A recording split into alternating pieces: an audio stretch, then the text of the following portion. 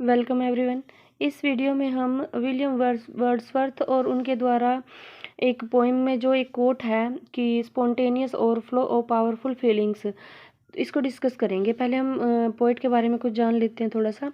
William Wordsworth जो पैदा हुए थे 1770 में और उनकी डेथ हुई थी 1850 में, is one of the leading poets of English romanticism, यानी कि रोमांटिक एज के वो एक लीडिंग पोइट थे। And along with Samuel Taylor Coleridge the Robert Southey is regarded as one of the lake poets, और उनको लेक पोइट्स भी कहा जाता है। उनके साथ साथ एस.टी. कोलरिज और रॉबर्ट साउदी को भी लेक पोइट कहा जाता है। Poets so named because of their association with the lake district in Cumbria in northern England. उनको लेक पोइट्स क्यों कहा जाता है? क्योंकि इंग्लैंड में क्यूम्ब्रिया शहर में वो लेक डिस्ट्रिक्ट में जो है वो पैदा हुए थे, इसलिए उनको लेक पोइट्स कहा जाता है। Wordsworth themes are nature and the England countryside, the place of the individual within the world, and the memory, especially childhood memory. Wordsworth का जो थीम है नेचर का वो है इंग्लिश कंट्री साइड, मतलब वर्ड्सवर्थ की पोएम का जो थीम है वो नेचर है और इंग्लिश कंट्री साइड यानी कि इंग्लैंड के जो गांव देहात हैं वो हैं। The place of the individual with in the world and memory specially childhood, और इन पोएम्स में उन्होंने नेचर को अपने बचपन के साथ जोड़ा, यानी कि अपने बचपन की मेमोरीज में जो नेचुरल एरियाज में वो घूमता था उन चीज़ों को उठाया है उसने पोएम लिखने के लिए। One of his most famous statement is the child is the father of man. उनकी एक फेमस स्टेटमेंट है the child is the father of man, which asserts that our childhood years are so formative that they determine the adult we become.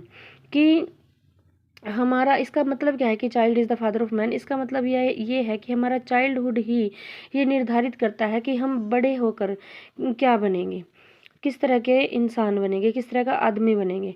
Wordsworth is often looking back to his childhood and nowhere more so than in his long autobiographical poem the prelude. Wordsworth जो है वो हमेशा अक्सर अपनी poems में अपने बचपन को देखता है, और ये सारी चीज़ें हमें कहाँ देखने को मिलती हैं? उनकी ऑटोबायोग्राफिकल पोएम द प्रील्यूड में, जो पब्लिश हुई थी 1805 में, और फिर उसको दोबारा रिवाइज किया गया 1850 में। Lyrical ballads heralded the arrival of English romanticism in poetry. तो लिरिकल बैलेड के साथ इंग्लिश पोएट्री में क्या रोमांटिसिज्म की का जो है वो एंट्री हुई। And Wordsworth added a famous preface to the collection when it was reprinted in 1800, और 1800 में जब इसको रीप्रिंट किया गया तो उन्होंने इसके साथ जो है लिरिकल बैलेड्स के साथ एक प्रीफेस भी जोड़ दिया। However, he later fell out with Coleridge and his poetic creativity dried up in his 30s. Much of his best work was written before 1807. अब 1800 यानी कि 1800 तक क्या हुआ था, वो कोलरिज से अलग हो गए थे, यानी कि ज़्यादातर उन्होंने अपनी राइटिंग्स जो है वो कोलरिज के साथ कोलैबोरेशन में लिखी हैं, और प्रीफेस यानी कि लिरिकल बैलेड में भी जो कुछ पोएम्स हैं वो कोलरिज की हैं। और लेकिन अब वो अपनी अलग से लिखने लग गए थे उनके 30s में, यानी कि जब वो 30 के दशक में थे अपनी लाइफ के, तब उन्होंने अपनी जो है बहुत अच्छी अच्छी पोएम्स लिखी हैं, और ज़्यादातर ये पोएम लिखी गई हैं 1807 से पहले लिखी जा चुकी हैं। He accepted that role of poet laureate in 1843 when his fellow lake poet Robert Southey died. He accepted the role of poet laureate. वो 1843 में उनको पोएट लॉरिएट भी बनाया गया था। पोएट लॉरिएट था राजकवि, जैसे जो राजा के दरबार में जो कवि होते हैं वो, तो पोएट लॉरिएट उनको रॉबर्ट साउदी के बाद बनाया गया 1843 में। जब लेक पोएट रॉबर्ट साउदी की डेथ हो गई तो विलियम वर्ड्सवर्थ को जो है वो ये पोएट लॉरिएट बनाया गया था। But he never composed a single line of official verse during his 7 years in the post.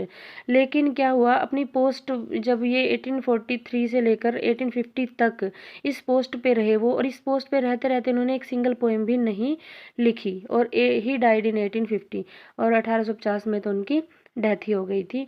तो अब हम इसके बाद हम करेंगे जो ये लिरिकल बैलेड से ही रिलेटेड कुछ बात करेंगे। इसमें उन्होंने एक कोट यूज़ किया है कि spontaneous overflow of powerful feelings in poetry, तो उसको हम इसके बाद अब डिस्कस करने जा रहे हैं।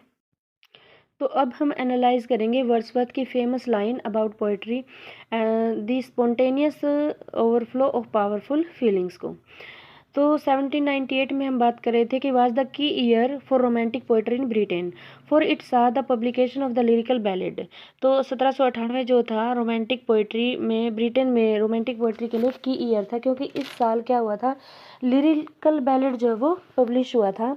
एक कलेक्शन ऑफ पोएम्स, ये क्या था, एक कलेक्शन ऑफ पोएम्स था by the two brightest new stars in English verse, जो इंग्लिश पोइट्री में दो नए स्टार्स के द्वारा लिखा गया था। कौन से थे वो दो नए स्टार, एक थे विलियम वर्ड्सवर्थ एंड दूसरे थे S T Coleridge, Samuel Taylor Coleridge. Romanticism had well and truly arrived on England English shores and Wordsworth and Coleridge became famous. अब इंग्लैंड में रोमांटिसिज्म जो है वो अच्छी तरह से आ गया था, और जिसकी वजह से जो वर्ड्सवर्थ और कोलरिज जो थे वो फेमस बन गए थे। Lyrical Ballads is a well known book but virtually none of the poems we know celebrate its authors for. लेकिन क्या हुआ, अब लिरिकल बैलेड्स की वजह से क्या हुआ था, ये फेमस हो गए थे एस टी कोलरिज और वर्ड्सवर्थ। लेकिन लिरिकल बैलेड की एक जो वेल नोन पोएम बुक है, इसमें जो पोएम्स थी, कोई भी पोएम जो है आज हम सेलिब्रेट नहीं करते उनके ऑथर के नाम पे, विद 3 और परहैप्स 4 नोटेबल एक्सेप्शंस। 3 या 4 पोएम्स को छोड़कर जो है ज़्यादा पोएम्स हमें उनकी जो है अपने उनके पोइट्स के नाम पे ज़्यादा हम सेलिब्रेट नहीं करते, मतलब पढ़ी नहीं जाती। तो appeared in it many of their most famous poems from the Prelude too. Lyrical ballad के बाद जो है द प्रील्यूड लिखा विलियम वर्ड्सवर्थ ने, जो उनका एक ऑटोबायोग्राफिकल वर्क था, उसके अंदर जो है वो ज़्यादातर पोएम्स अब देखने को मिलती हैं जो पहले लिरिकल बैलेड में थी। अब उनमें उसमें लिरिकल बैलेड में कुछ ही पोएम्स जो हैं वो बची हैं। तो प्रील्यूड में कौन कौन सी पोएम है, I wandered lonely as a cloud जो है डैफोडिल पोएम्स का हिस्सा है, डैफोडिल्स पोएम का, और जो वर्ड्सवर्थ की है, और क्रिस्टाबेल कुबला खान जो है, और ये एस टी कोलरिज की हैं, क्रिस्टाबेल और कुबला खान। और एक और है फ्रोस्ट एट मिडनाइट, ये किसकी हैं, कोलरिज की हैं। ये लेटर कंपोजिशन थे उसके। Indeed the only classic Wordsworth poems to appear in the volume were the idiot boy. Wordsworth की पोएम्स की जो क्लासिकल पोएम्स थी जो इस वॉल्यूम में थी, वो थी idiot boy, we are 7 and Tintern Abbey, मतलब पूरा नाम है टिंटर एबे का, lines written a few miles about Tintern Abbey. तो 2-3 पोएम्स ही हैं। और कोलरिज की कौन कौन सी हैं, only poem of his which is still widely read was the rime of the ancient mariner. और इसमें क्या है, कोलरिज की कौन सी है, the rime of the ancient mariner. And the Wordsworth who wasn't sure about that poem toyed with taking it out of the second addition.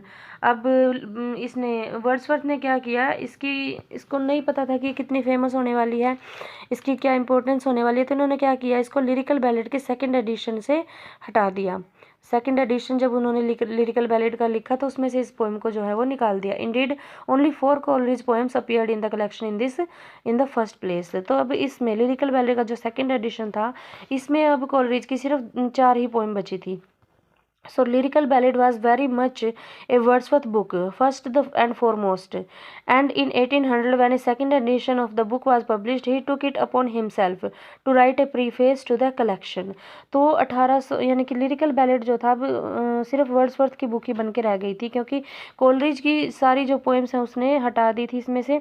और जो सेकंड एडिशन आया था उसके साथ तो इन्होंने एक प्रीफेस भी जोड़ दिया था, जो अपने नाम से जोड़ा।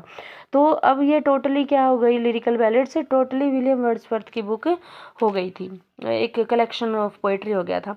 Explain why it's author had moved away from the तो अच्छा, ये उसने अपना जो है वो प्रीफेस जोड़ दिया था, और इस प्रीफेस में उन्होंने ये बताया भी है, ये एक्सप्लेन भी किया है कि why its authors had moved away from the Augustan neo classical style, कि किस तरह इसके ऑथर्स ने यानी कि विलियम वर्ड्सवर्थ ने ऑगस्टन नियो क्लासिकल स्टाइल को इसमें से हटा दिया है, that had dominated so much 18th century poetry towards a more demotic, क्योंकि जो ये ऑगस्टन या नियो क्लासिकल स्टाइल था, ये जो था 18th सेंचुरी में ज़्यादा डोमिनेटेड था, लेकिन आज के टाइम में इस स्टाइल की कोई इतनी खास जो है ज़रूरत नहीं है, या इतना पसंद इसको नहीं किया जाता। और and oral tradition inspired by the old ballads that had been sung in Britain centuries before, कि ये चीज़ जो तो ब्रिटेन में पहले गाई जाती थी, अब उन्होंने क्या किया, एक लोकल लैंग्वेज का यूज़ किया जो आम आदमी भी समझ सकता है।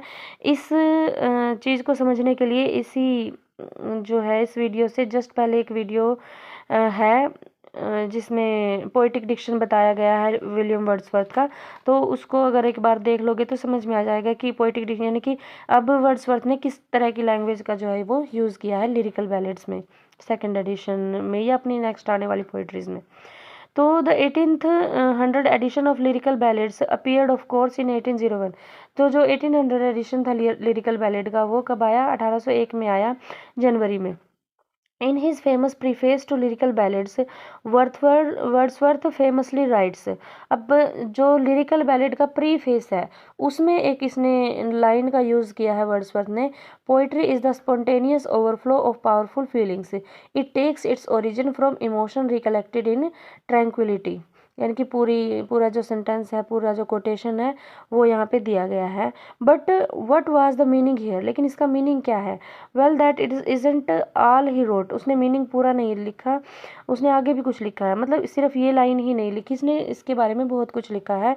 Indeed he uses the phrase spontaneous overflows of powerful feelings twice in the preface. इस पूरे प्रीफेस में इसने 2 बार लिखा है, and that was the second time, the first time he used the expression he wrote. तो उसने पहली बार क्या लिखा और दूसरी बार क्या लिखा, तो ये पूरा का पूरा प्रीफेस यहाँ पे दिया हुआ है। इसको हम दूसरे क्वेश्चन में डिस्कस करेंगे, क्योंकि अब हमारा जो मकसद है वो है इसको एनालाइज करना, जो ये कोटेशन है इसको एनालाइज करना। इसमें ये लिखी हुई है 1 2 3 4 5 6 7 8 8th लाइन में, मतलब ठीक है, ये लिखी हुई है, ध्यान से देख लेना, और पूरा ये प्रीफेस है, इसको एक बार रीड कर लेना और समझ लेना। तो T.S. Eliot later maintained that after John Donne in the 17th century, a dissociation of sensibility set in among poets, कि टी एस इलियट जो है वो कहते हैं, ये एक क्रिटिक भी थे, ये क्या कहते हैं वर्ड्सवर्थ के बारे में, कि जॉन डन के बाद 17th सेंचुरी में जो जॉन डन थे उनके बाद जो है तो पोइट्स के बीच में एक सेंसिबिलिटी, ठीक है, dissociation of sensibility I, so that poets were incapable of thinking as keenly as if they were sensing something और एक्सपीरियंसिंग ए डीप इमोशन। अब क्या हुआ था, पोइट्स जो हैं वो इतने कैपेबल नहीं थे, सोचने के लिए इतना ईगर नहीं थे जितनी कि उनकी सेंसेस थी, यानी कि जितना वो एक्सपीरियंस कर रहे थे इतनी अच्छी तरह वो सोच नहीं पा रहे थे। Thought and feeling Eliot argued were as one in John Donne, in later poets they become dissociated. कहने का मतलब जिस तरह जॉन डन लिखते थे, जिस तरह जॉन डन सोचते थे, मेटाफिजिकल जैसे चीज़ों का यूज़ किया जॉन डन ने, अब रोमांटिक जो पोइम्स थे उनमें वो बात नहीं थी जो 17th सेंचुरी के जॉन डन में थी। But for all that, we like to talk of romantics like Wordsworth as being poets of sensation, of instinct, of emotion, coupled with the wild, rugged landscapes they inhabited and wrote about. They are, as Wordsworth's own Tinton Abbey shows, poets for whom quiet reflection and deep thought are as important as heady emotions. अब Wordsworth ने क्या कर दिया था, इस तरह की language का यूज़ करना शुरू कर दिया था जैसे आम आदमी यानी कि अनपढ़ आदमी भी उसको अच्छी तरह से समझ सके। तो कहने का मतलब वो बात अब पोइट्री में नहीं रही थी, जबकि वर्ड्सवर्थ जो है वो इस बात को क्या करते हैं, इस बात को एक अपनी क्वालिटी मानते हैं, और उन्होंने ये क्वालिटी बनाई भी थी। आगे उन्होंने अपनी सारी राइटिंग इस लैंग्वेज में लिखनी शुरू कर दी थी कि सब उसको पढ़ सके। तो लेकिन क्रिटिक्स क्या कहते हैं कि अब जैसे अब मेटाफर्स का या फिर फिगर ऑफ स्पीच का, यानी कि जो एक सजावटी जो लैंग्वेज होती है उसका यूज़ अब नहीं होता था। और जो कोलरिज थे वो भी इसी वजह से विलियम वर्ड्सवर्थ अलग हुए थे कि अब विलियम वर्ड्सवर्थ बिल्कुल सिंपल जैसे वाइल्ड रग्ड लैंडस्केप, समझ रहे हो ना, कि बिल्कुल सिंपल लैंग्वेज लिखते थे। तो लेकिन कोलरिज जो थे वो ये कहते हैं कि वो पोइट्री ही क्या जो इजीली समझ में आ जाए। ठीक है। और इससे पहले जो जॉन डन थे वो भी मेटाफिजिकल जो है लैंग्वेज का यूज़ करते थे। तो लेकिन वर्ड्सवर्थ ने क्या किया, सिंपल एक आम भाषा का प्रयोग किया। सो the spontaneous overflow powerful feeling, इसमें वर्ड्सवर्थ यही कहना चाहते हैं कि ओवरफ्लो पावरफुल फीलिंग्स की हमारी जो लैंग्वेज यानी कि एक पोइट्री क्या होता है, अपनी फीलिंग्स का एक ओवरफ्लो ही तो होता है, अपनी फीलिंग्स को ही तो एक पोइट बताता है लोगों को। तो इसके लिए किसी भी रिटोरिकल जो है लैंग्वेज की ज़रूरत नहीं है। तो क्या कहता है पोइट कि so the spontaneous overflow of powerful feeling is only half the story, the other half is what Wordsworth described as emotion but emotion recollected in tranquillity. तो ये जो कोट था ये आधा ही कोट था, इसका आधा हिस्सा जो है वो वर्ड्सवर्थ जो है वो आगे डिस्क्राइब करते हैं, ये बाकी का हिस्सा है। मैं पढ़ी देती हूँ इसको एक बार। I have said the poetry is the spontaneous overflow of powerful feelings, it takes its origin from emotion recollected in tranquility. The emotion is contemplated till by a species of reaction. The tranquility gradually disappears, and an emotion kindled to which was before the subject of contemplation is gradually produced, and does itself actually exist in the mind. तो यहाँ पे जो है poet अपनी इस quotation को जो है वो जस्टिफाई करते हैं और आगे जो है इसको बढ़ाते हैं। In many ways although they are diametrically opposed in other respects, Wordsworth's talk of contemplation bring the poet's means of tapping into talent, emotion experienced in the past and gradually working them up into poetry sound much like Eliot's later argument in tradition and the individual talent that the good impersonal poet should work up ordinary emotions into poetry, कि उसी ordinary emotions के ऊपर जो है S T Coleridge ने यहाँ पे comment किया है। And although in that same essay, Eliot would call Wordsworth emotion recollected in tranquility an inexact formula, it was not completely wrong either. और ये कोई गलत बात भी नहीं थी।